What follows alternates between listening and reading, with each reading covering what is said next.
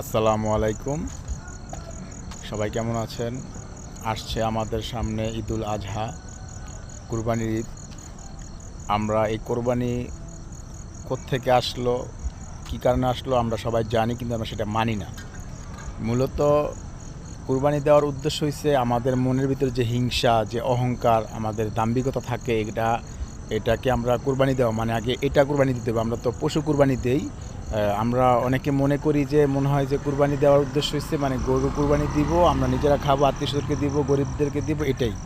কিন্তু এটার মূল উদ্দেশ্য তো সবার জানি, কিন্তু হয়তো অনেকে মানি না।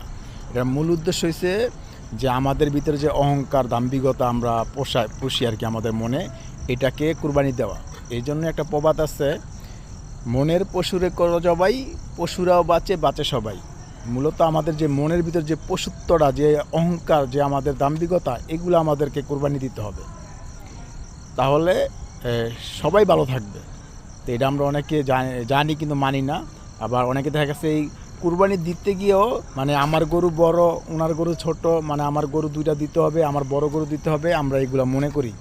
কিন্তু আসলে তো আমাদের যে ইসলামে যে কোরবানির নিয়ম বা যেটা আল্লাহ পাক রব্বুল আলামিন লিখে দিয়েছেন কোরআনে, হাদিসে বা নবীজি যেটা বলে গেছেন, আমরা ওইভাবে পালন করি না। সবাই নিজের দাম্ভিকতা, নিজেদের অহংকার, এগুলো আমরা মনে করি।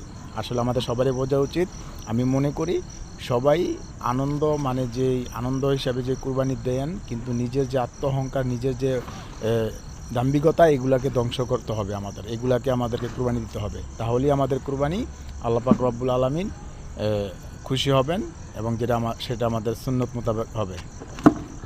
সবাই ভালো থাকবেন।